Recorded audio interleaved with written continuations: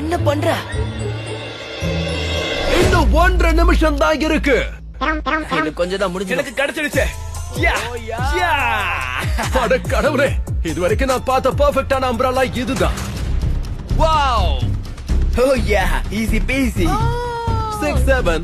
Okay, இவங்க pass ஆயிட்டாங்க. பின்ன மெயின் கேரக்டர்ல கிட்டத்தட்ட முடிய போகுது. இன்னும் கொஞ்சம் தான். 30 செகண்ட்ஸ். ஓ மை காட், எல்லாம் மொத்தமா போச்சு. சீக்கிரம். 3 2 1. டைம் முடிஞ்சிருச்சு. நீங்க முடிச்சிட்டீங்களா? அம்பரலாவை முடிச்சிட்டீங்களா? சொடுக்கு போடுற நேரத்துக்குள்ள இவங்க அத்தனை பேரும் எலிமினேட் ஆயிட்டாங்க. ஆனா கவலைப்படாதீங்க, இங்க இருந்து எல்லாரும் $2000 கேஷோட தான் போக போறீங்க. நீங்க 142 பேரும் ஹனி கோம்ல சர்வே பண்ணிருக்கீங்க.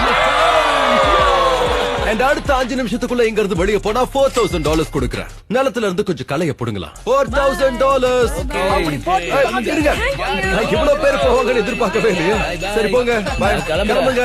அண்ட் இப்ப ஒரு குரூப்புக்கு 10 பேர்னு நீங்க தனித்தனியா பிரிஞ்சிருங்க. டீம்ஸா உருவாக காரணம் அடுத்தது டக் ஆஃப் வார். அந்த பணத்தை வின் பண்ண போறது யாருன்னு போக போக தெரியும். நமக்கு ஸ்ட்ராங்காவும் ஸ்மார்ட்டா இருக்கவங்க தான் தேவை. இன்டெலிஜென்ட்டா இருக்கணும், நல்ல ஸ்கில்ஸ் இருக்கணும். நமக்கு எல்லாரையும் எங்க டீம்ல ஒண்ணு சேர்த்துட்டு இருக்கோம். அப்பதான் ஒண்ணா சேர்ந்து கயிறை இழுக்க முடியும். சாரி, டீம்ல கேர்ள்ஸ் கிடையாது. ஓ, கேர்ள்ஸ் கிடையாதா? ஓகே. நான் சொன்னது பார்த்து 3 பேர் சிரிச்சாங்க. இவ்வளவு தூரம் வந்து தோக்க கூடாது. ஆக்சுவலி அந்த $4000 நான் வாங்கியிருக்கணும். இப்ப 10 பேர் இருக்கிற ஒரு 12 குரூப்ஸ் இருக்கு. இப்ப நம்ம அடுத்த கேமுக்கு போலாமா? இப்ப யார ஃபேஸ் பண்ண போறாங்கன்னு டிசைட் பண்ணலாமா? ஓகே, இப்ப இதுல இருந்து ஒன்னு எடுக்க போறேன் 6 அண்ட் இதுல இருந்து ஒன்னு எடுக்கலாம் 5. ஓகே, என் கூட பிரிட்ஜுக்கு வாங்க. அண்ட் இப்ப நீங்க வெயிட் பண்ண அந்த மொமெண்ட் வந்துருச்சு. ஒரு tug of war game. Team 6 vs